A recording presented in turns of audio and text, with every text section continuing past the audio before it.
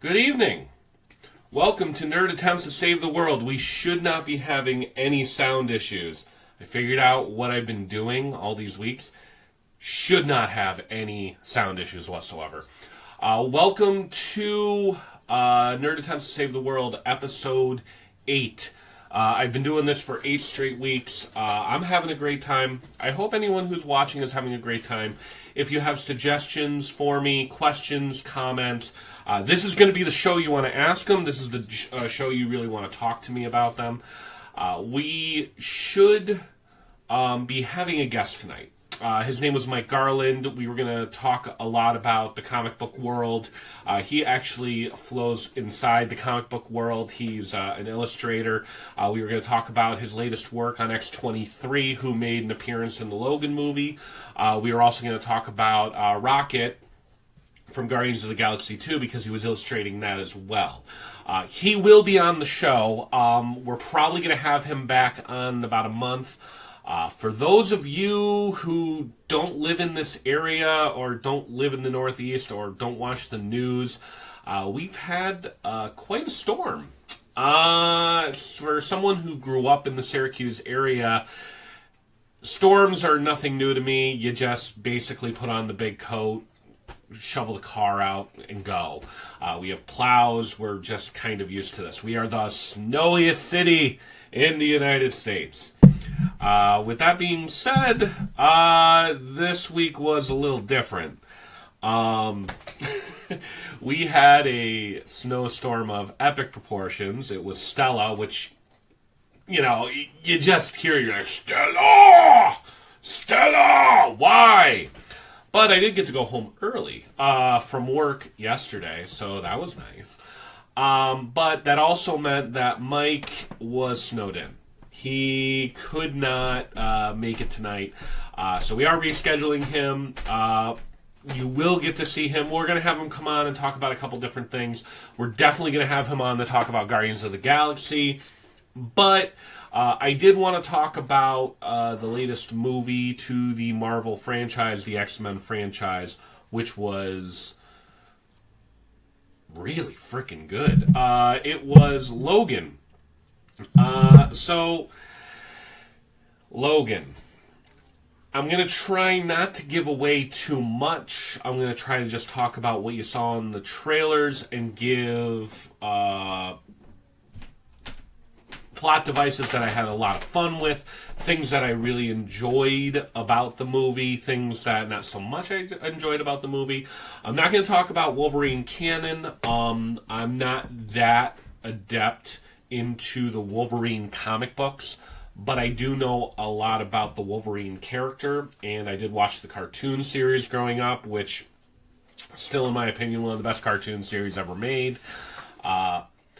And I'm just a really big fan of Hugh Jackman as Wolverine. So, for those of you who don't know, Hugh Jackman did come out and say this would be his last Wolverine movie.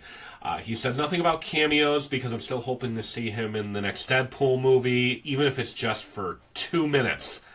I think it's long overdue. I think these two are going to have a lot of chemistry.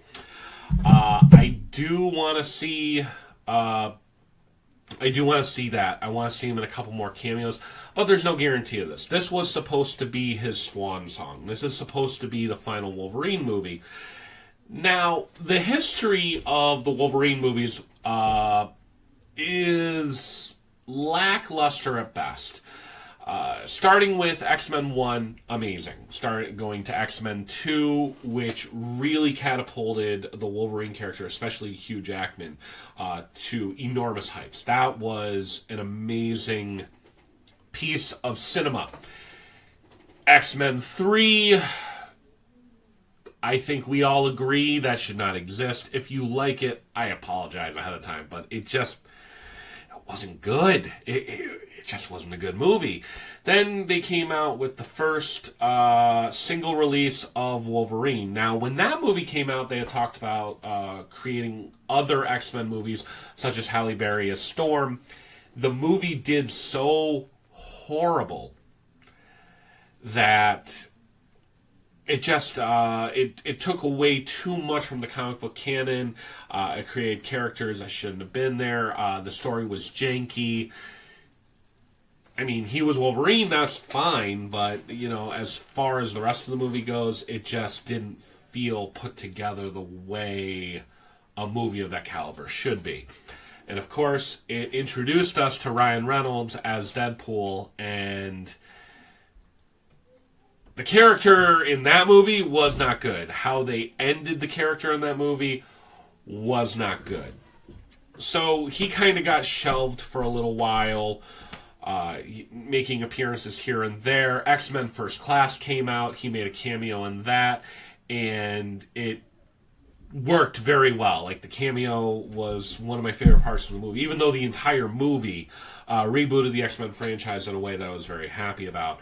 The next X-Men movie that I really watched that had him in it was Days of Future Past. In that time, somewhere around that time, he played Wolverine in a movie where it was about a soldier that he had saved, and then he was going there to help this guy save. The story didn't work for me, and I don't remember a lot about the story.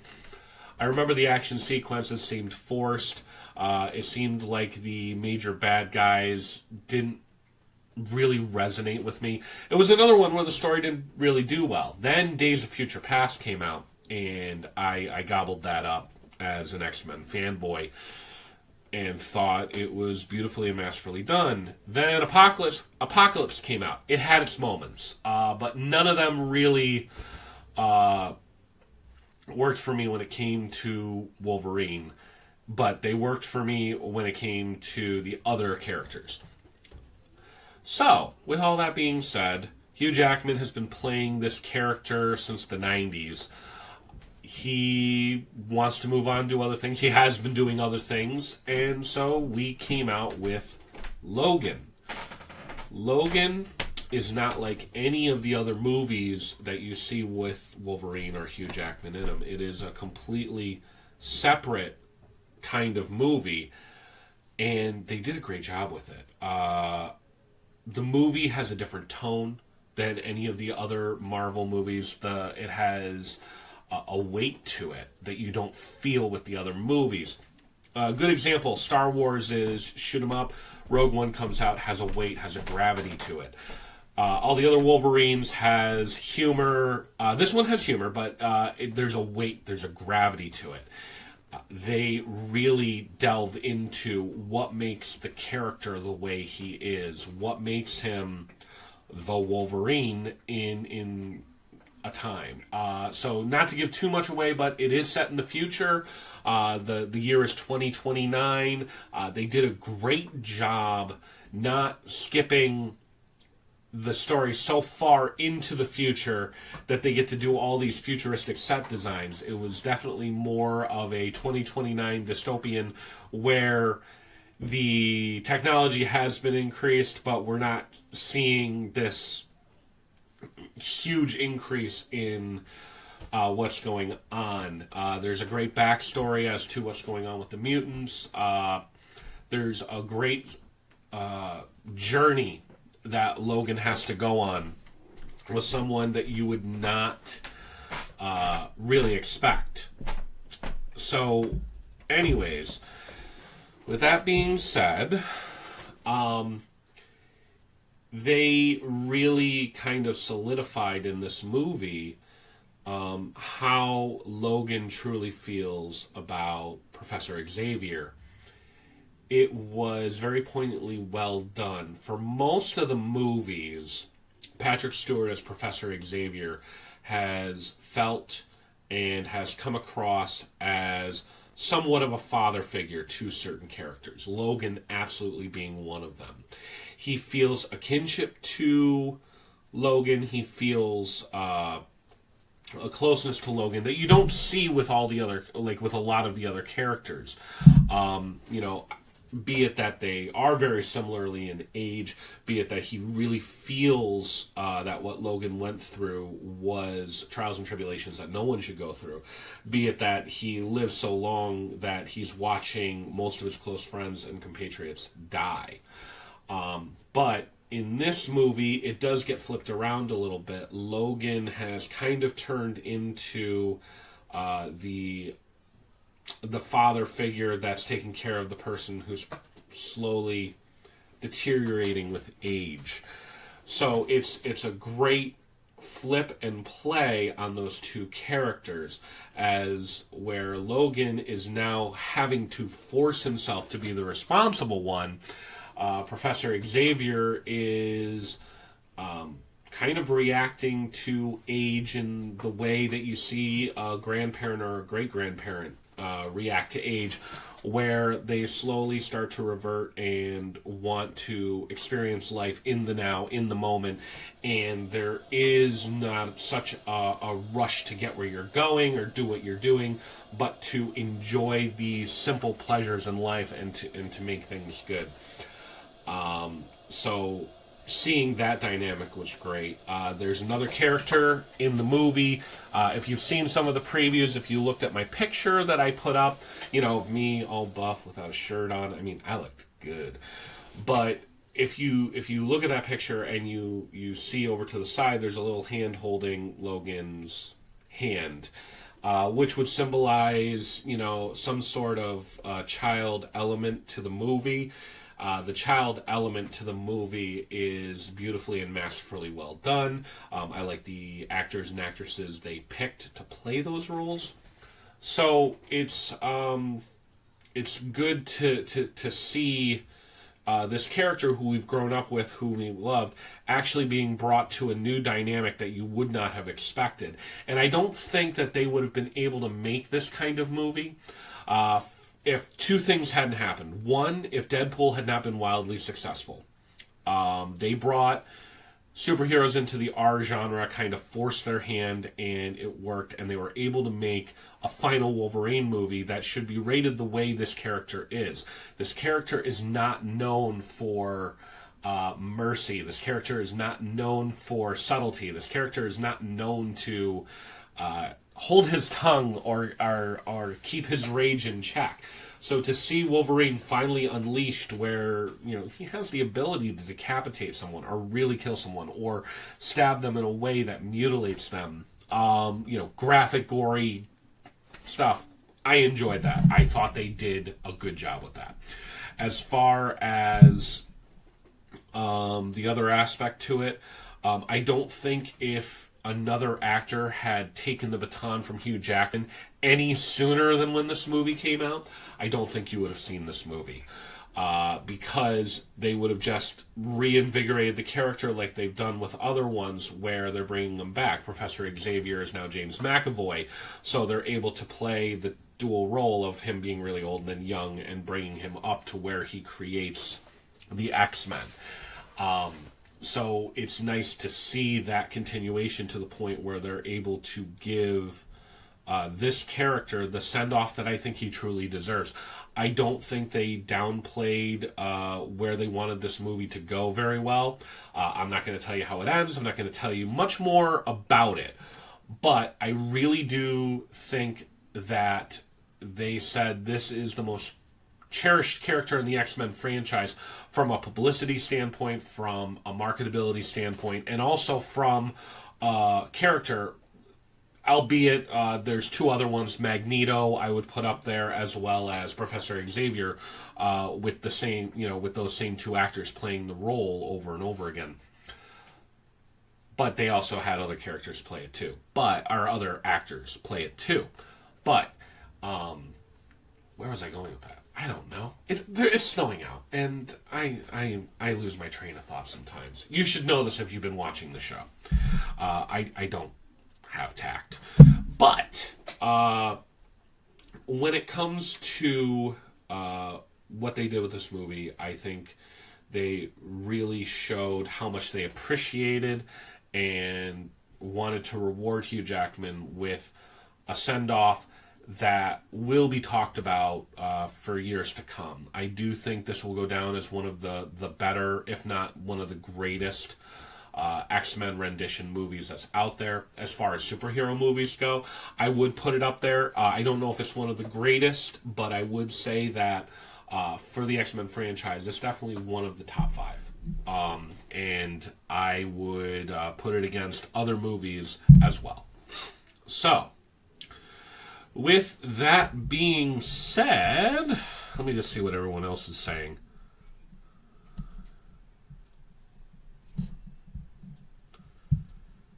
Okay. I'm checking this real quick before I get to the next thing. Yeah, I gotta tell you, I would love to see another Spawn movie. I just caught the feed. For some reason, it wasn't loading correctly. But I just caught the Spawn talk you guys are having. I would love to see a Spawn movie, and I would love to see Idris Elba play it. That seems to be my number one top pick. I think Idris Elba would do a good job. And, yeah, Chris, I agree with you. Don't watch the movie. The movie did a horrible job. I love Martin Sheen, but he was probably one of the worst villains in any movie ever in that Spawn movie. Don't watch it. It's poo-poo. Watch the HBO series that Todd McFarlane was a part of. They did a good job with that. But you definitely want to bring to that movie the elements of hell in a much, much better way. Much, much better way. And you need a better actor. You need a recognizable actor. And the voice and the presence of someone like Idris Elba would do that role wonders. But that's just my opinion. So, because the rest of the show was going to be about Mike telling us about what he's working on, how he becomes an artist, I'm not an artist. As you can tell from the pictures that I create on Photoshop, I do them for amusement. I do them to make you laugh, but I do not have artistic talent. In my partnership, my wife has all that talent. I do not. I have a talent for gabbing. I have a talent for conversation. I have a talent for wanting people to love me and watch me and be a part of the conversation. That's me. So, Kate, you be you. That's why I married you. So if you want to yell those little 4-letter words all the time, you go ahead. I'm just not going to do it on camera. But the minute I get off, I'm going to let them fly. Especially when we're playing Zelda later. Oh boy, is that a tough game. But we're not going to talk about that, because I talked about that all last episode. So anyways, the other thing I was going to bring up, and it's just kind of an amusing thing, and then after that, I'm actually going to probably really get into the feed and take some questions and let you guys ask me some questions. It doesn't have to be about anything I've talked about on the show, but I would like it to be like nerd-related questions, so if you have like nerd questions, please feel free to ask me, and I will do my best to answer whether I have a background in it or not. But what I was going to talk about was surviving a snowpocalypse as a nerd. So, a snowpocalypse hits, and I can tell you right now, being able to come home early from work or not have to go into work or, having an adult snow day. State of emergency is an adult snow day. Gives you the opportunity to be around your house or be in your apartment or doing things such as you want to do. But you have to be safe about it, or you have to be careful about it, or you have to have a plan. Yes, Cheetos and Mountain Dew are a must. So I wrote down a few pointers. It's meant to be slightly amusing. It's meant to be a little educational. The first thing I'm going to talk about is if you are stuck in your home during a snowpocalypse, wear comfy clothing. Wear whatever the heck you want. It is not naked time. It is too cold for that. I don't care how good you look naked. You don't get naked during a snowpocalypse. Okay? It's just not it's not good. But wear pajama pants. Wear fuzzy socks. Wear slippers. Wear those baggy shirts that are just super comfortable. And then make yourself a burrito. Wrap yourself in just blankets and blankets and blankets. Just sit there. It's so nice. Pretend you're, a butterfly that's never coming out of the cocoon.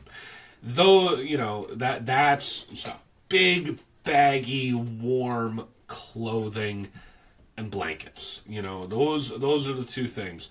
The more layers, the better. Okay, a burrito does not just taste good with meat and the meat falling out of the wrapping. You got to have your lettuce and your tomatoes and your bacon and your cheese and rice and beans. Okay, so layer it up. Layer it up. Be warm. Enjoy that. Embrace the warmth. Embrace the ability to do that, because once summer hits, that's when you're going to be almost next to naked. And for someone like me, that's just not good. So, the next thing is, if you do need to leave your house, okay, time. One of the things that I always see is you have these people that go, all right, well, it's a snow day. They're not expecting me till 8:30 if I'm supposed to be here at 7:30. They're not expecting me till 9:30, unless it's 8:30. Plan it out. If you had 30 inches of snow hit. Perfect example. My wife and I were upstairs last night, and I was mad. And she says, why are you mad? I said, because I can't play Zelda tonight. And she says, why can't you play Zelda tonight? Because I have to be up at 5:30. I have to be up at 5:30 because I got to kick on my snowblower. I got to snowblow the driveway. I got to get the car cleaned out. And I got to go to work. So that's what I would have to do. So I can't play Zelda tonight. And she says, well, what else do you have to get done? I'm like, well, I kind of want to do this right here, which is, I cleaned off the shelf and I put all my brand new toys. So that was something I wanted to get done. And then it was great. But she just looked at me and she says, nope, go downstairs and do it now. You're playing Zelda tonight. So I still get to play Zelda. I still get to do what I did. But I was up at 5:45 this morning, and I was out the door snowblowing the driveway to make it to work by 7:30. So, time. Make sure you give yourself extra time. And also, if you live in a place where you don't have to snowblow, you don't have to clean off your car, good on you. I don't like you, but good on you. You still need to make extra time because the roads are crap. I don't care if you have four-wheel drive. I don't care if you have two-wheel drive. I don't care what you're driving. You still got to be able to stop in the thing, and you still got to go slow. So it might take you twice as long to get where you need to go. So time it out. Time it out, okay?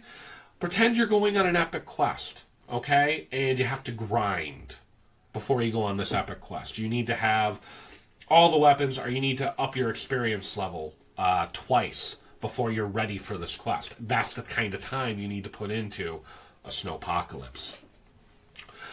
The next thing, which cannot be understated in a snowpocalypse, weapons. You gotta have the right weapons.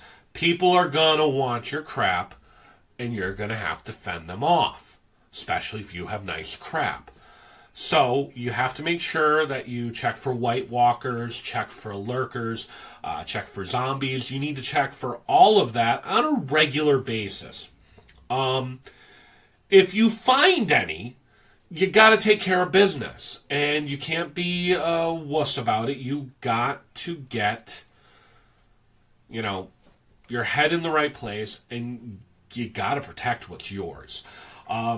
Just like when Lila was on 2 weeks ago, I highly recommend a blunt bat that's been cut off. You have a lot of swinging power with it. It won't get lodged in people's guts or body parts. It'll come out smooth. It doesn't run out of bullets, so you definitely want that. Swords are nice, but swords can get stuck if you hit the right spots, so you might not be able to take them out as quickly to go for a second kill, because if there's one zombie, there's 5, so you need to be ready for that. What? I need him to open the treasure chest later. So inappropriate. Okay. Anyways, so you want to have the right weapons. A flail is nice, with the balls and chains. Again, you want to use those kind of melee weapons if there's not a lot of enemies. But, protect what's yours, protect everything you own, and definitely during a snowpocalypse, you really, really want to make sure that you have that covered.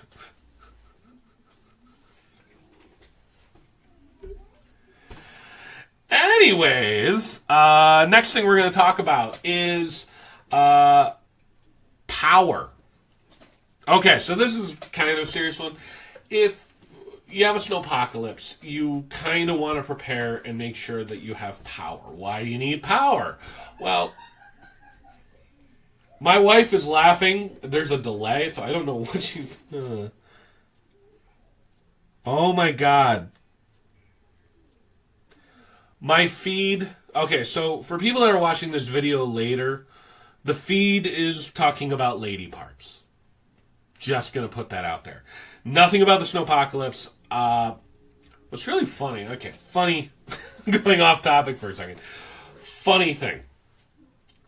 In my real world life, there has not been a single time that I have ever had a conversation, ever, that I do not get interrupted at least 5 times while I'm trying to tell that conversation.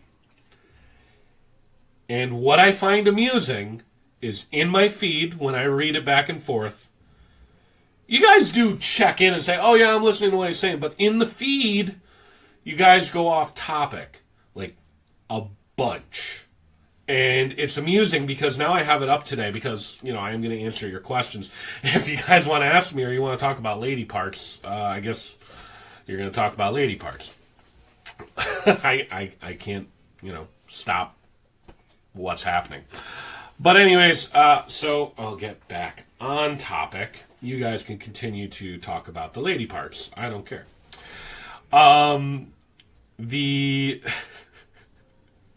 Okay, so power. Why you need power? You need to make sure that you stay warm. It goes back to the layers of burrito. So you have power, you have heat. Whether it's gas, whether it's propane, whether it's firewood, whether it's electric. Ours is electric. So it's not bad to actually go a little overboard or overzealous sometimes and get a generator. So you might want to get a generator, and then that way you can make sure that you have heat. Make sure you have extra kerosene or propane before the storm hits, so you make sure heat is the most essential part of that. But also when it comes to power, you can never have enough extra battery backup bricks. So that way you can have your phone plugged in, you can plug in your handheld devices, especially if the power goes out. You'll be able to have that kind of window to the outside world. I highly recommend getting a Nintendo Switch. It's a handheld system, so you can play it. You don't need to worry about if your TV won't turn on because the power's out. So, power. Then, fun. Once you have all that covered, have some fun. Have a lot of fun. Do many things. Wow. Just wow. Okay. Have a lot of fun. There are many things you can do that don't cost money. If you happen to be living with someone and you kind of fancy them and you've been with them for a while, that's one way. You can play board games. Board games don't take electricity, so you can play board games. You can talk about board games. You can have fun with board games. You can play handheld systems if the power goes out and you have those battery backups. You can talk to your friends on Facebook.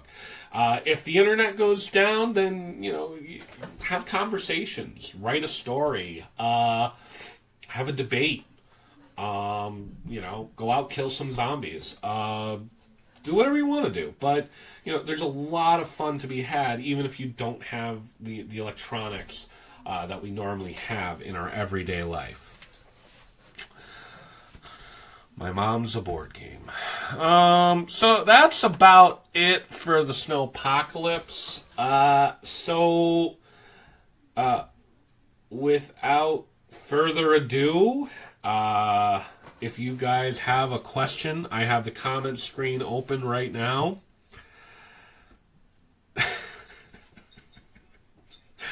I'm amused reading this, but if you have a question, whatever it may be, now is your time. Now is your time. I will read your question aloud, and then I will answer it.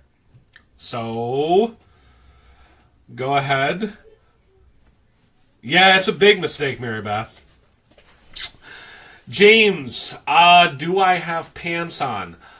Funny you should ask that. I contemplated not wearing pants for this episode because the jeans I love, I wore to shovel today, so the bottom part still had a little bit of wetness to them, so it was uncomfortable. I said, well, I could put pajama pants on, but the pajama pants are kind of loud and bright, so if I moved at all, you would have seen them, and I said, well, I don't know if I want to wear pajama pants. So yes, I'm wearing pants. Jackie, Robin McKay is a saint. Robin McKay is a saint. All right. So Brian Downey asked, why did God cancel Pushing Daisies? We weren't ready for it. We weren't ready for the show. That's all I can say about that. I watched the pilot episode when it first came out, and I thought it was a great premise to a show. But unfortunately, it just went the way of the wind. There are a lot of good shows that went like that. I mean, the first one that always comes to everyone's mind is Firefly. That one, I'm waiting for the overrated people. I'm sure Chris is going to weigh in and be like, oh, Firefly, overrated. But, yeah, it just went the way of the wind. If you don't have advertisers that can advertise on the show to a demographic, it's not going to work. And the problem is that there was no target demographic with that show. It was a great show, but you need to have a target demographic. You know, True Blood had a target demographic. That's why it went 7 seasons. Okay? 7? 6? 6, 7? Well, it went long because it had a target demographic, so they had a way of marketing it and getting people to buy the HBO subscriptions. Do I think my brother could win the bet about Guitar Hero? Not in his life. That will be coming on a later episode. We just, unfortunately, like I said, schedules are conflicting quite a bit, so it's going to be a while. All right, let's see now. Any other questions that I missed? Am I excited for American Gods and the new Twin Peaks episodes? I am excited for American Gods. Twin Peaks, I will be excited after I watch the first episode. I said the same thing about Ash versus the Evil Dead. I love the Evil Dead franchise. I wanted to make sure that they were going to do it justice, and the first 2 seasons have really knocked my socks off. Twin Peaks, it has been so long, I just want to make sure that they do it right. And I'll know by the first episode if they're doing it right. And if they are, then you'll see my excitement ramp up. But I have not read American Gods, but I saw the previews, and I was excited about that. Now, don't get me wrong, previews sometimes are misleading. In this instance, I think they're going to do a great job with it. Okay. Okay, so James just asked me if I have licked my new games. Yes, I have. I am a petulant 5-year-old. So, of course, when someone says, hey, the new Nintendo Switch games have a taste to them that detracts you from eating it, I'm like, well, that's kind of like someone saying, this is the most disgusting thing I've ever tasted. Try it. I tried it. I didn't taste anything. I'd rather say that than, try to say, oh, it was horrible. No, I didn't taste anything. It might be because I got, like, the really, really super special edition, but I didn't taste anything. So. Okay, so Chris asked, How badly would I kick your ass at Smash Brothers? Totally or super totally? First of all, I would be Pikachu, so I'd win.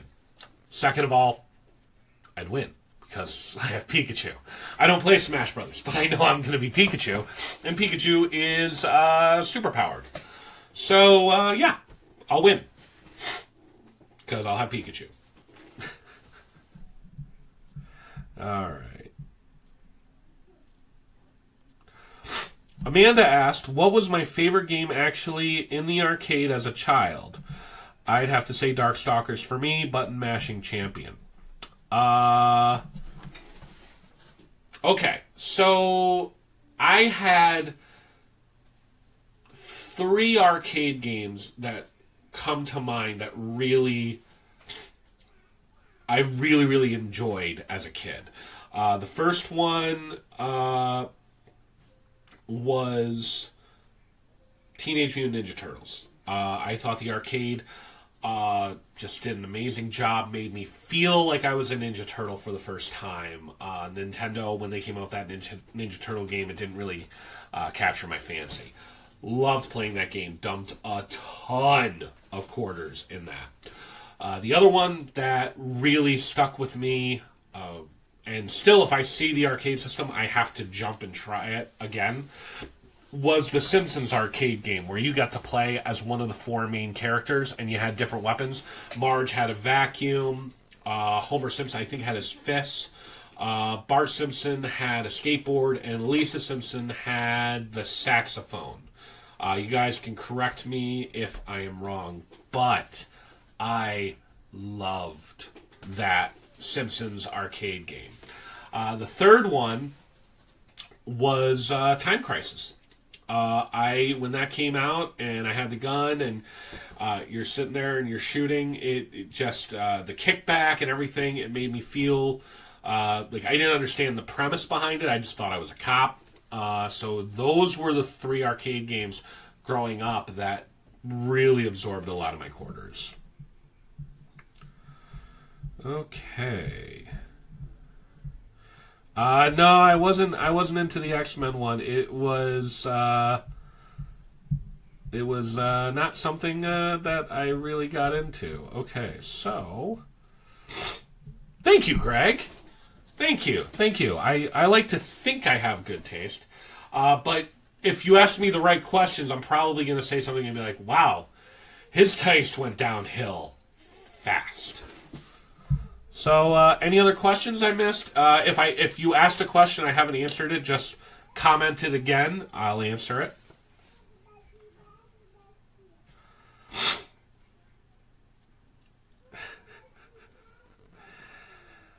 Hadoukening someone in the face is not dirty. It's just wrong. Wrong on so many levels. I've never, ever enjoyed playing as Ken and Ryu in Street Fighter. I actually enjoyed playing the big sumo guy, E Honda, and I was good with him. Alright, so James asked me, who is the real James? That would take... I'm going to make this... Alright, I'm going to make this sound as non... it's just gonna come off it's just gonna come off like it's a romance type answer, but I don't know how else to answer that. Okay, so what the real James? The real James is not someone you meet in 5 minutes. The real James is not someone that you're going to meet in a 45-minute podcast. The real James is not someone you're going to have an occasional hello with at the mall, and it's not someone you've been hanging out with for a month. The real James is someone you get to know over years. So I've had the privilege and honor of sharing the real James with people that I love, admire, and respect. And that's what I hope to do going forward. The James you see in front of you now is a James who enjoys entertaining, enjoys talking about certain things, and enjoys bringing people together. And that's kind of what I hope to do.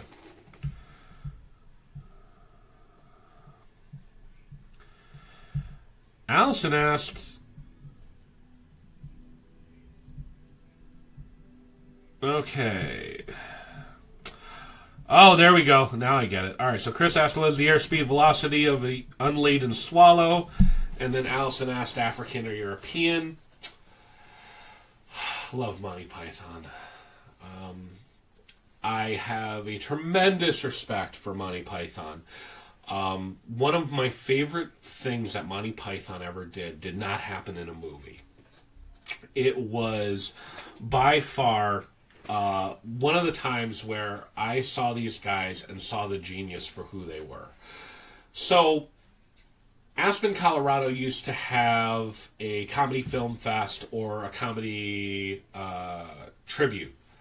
So there was this one year they had decided to honor Monty Python. And they got all of the living Monty Python comedians to come out and do this special. And if I remember correctly, and this might not be wrong, but I believe George Carlin actually hosted it. So they brought on all the Monty Python comedians.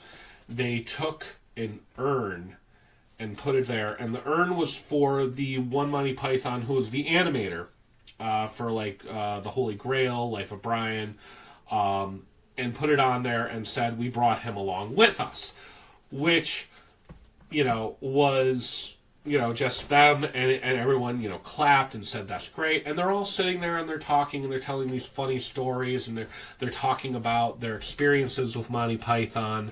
It was fun to watch, but what I will always remember was they were mid-story, and all of a sudden, one of them moved their leg, kicks the urn, and the ashes go everywhere. Like, they're just everywhere.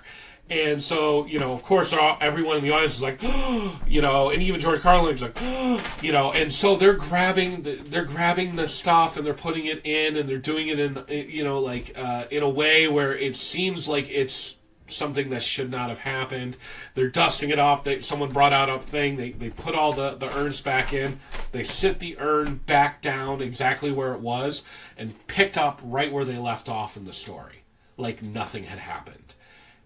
It was amazing to see all of this hullabaloo where they're doing this and people are like either trying to figure out if they need to laugh or if they need to be horrified, and then they all sit back down exactly where they were in the same pose and continue the story.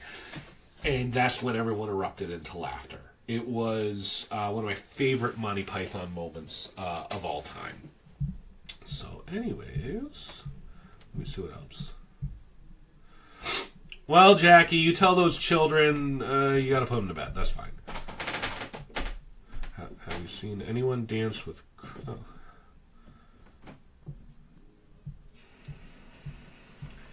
Have you ever danced with the devil in the pale moonlight? Yeah.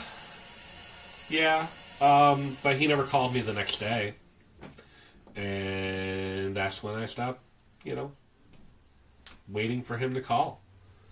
It's not like I'd leave my wife for the devil just because we had one dance. Thought about it. He'll never call. He'll never call.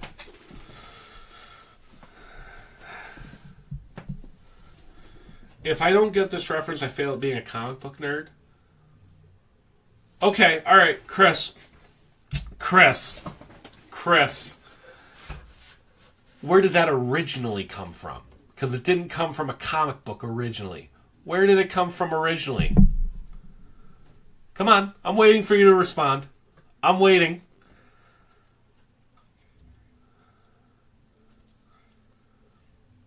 I'm looking. Because I know where it came from. I know where it originally came from. Yes, but where did Tim Burton get it from, Chris? Where did he get it from? Because Tim Burton didn't write that line. The writer of the Batman movie didn't write that line.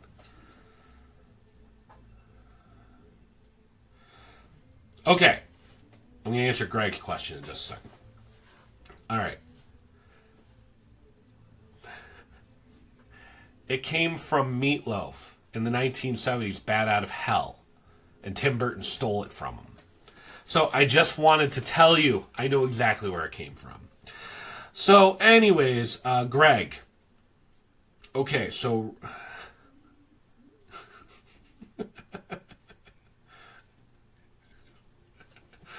All right, Chris. So Greg asked me, how many times can I get the shortcut in Rainbow Road on Mario Kart 64? Not that often. But if we were playing Mario Kart Double Dash on GameCube, there's not a single person I've ever played that can beat me in more than one race if we do a 16 race. I am that confident. I am that good at that game. So if you ever want to throw down in Mario Kart Double Dash, I'll destroy you. I'll destroy anyone. What, I'm angry? I'm not angry. I'm happy. Kate just asked me, do I want the Goblin King to come and take the baby away? Sometimes. It would be nice to have a break. But I don't want Zoe wearing that pajamas. Those pajamas were absolutely god-awful. The red and white. And it would be kind of nice to see David Bowie again, because he's missed, and he's needed in this time. All right, I will end that with that. So, guys, thank you all for your questions. Thank you for all tuning in. Next week, we got a good show planned. We're going to have Steve Ranzier, another good friend of mine, come on. He's been a part of the Syracuse geek culture for a while. He's worked at video game stores. He's worked for Magic, the Gathering stores. He's had his own podcast. He's done videos. He's one of my really, really good friends. We're going to talk about how we met. We're going to talk about Modern Masters 2017. We're going to give you our thoughts on it. We're going to give you, expectations, releases. He'll talk about the standard and modern implications for that set coming out. And then we're going to have a debate. Because you'll notice right off the bat that Steve and I do not mince words. So we're going to have a debate, and we're going to debate some things. As always, I have a Patreon. My Patreon is listed in the website. You just go to patreon.com /NATSTW for Nerd Attempts to Save the World. We are on Twitter. We are on Instagram now, so follow us there. Follow us on YouTube. Last week's episode should be up on YouTube tomorrow sometime, and this week's episode should be up on YouTube probably Sunday. So once again, thank you everyone for watching. This means the world to me. I hope you were entertained. I hope you had a good time. Thank you. Good night. Be safe. Thank you.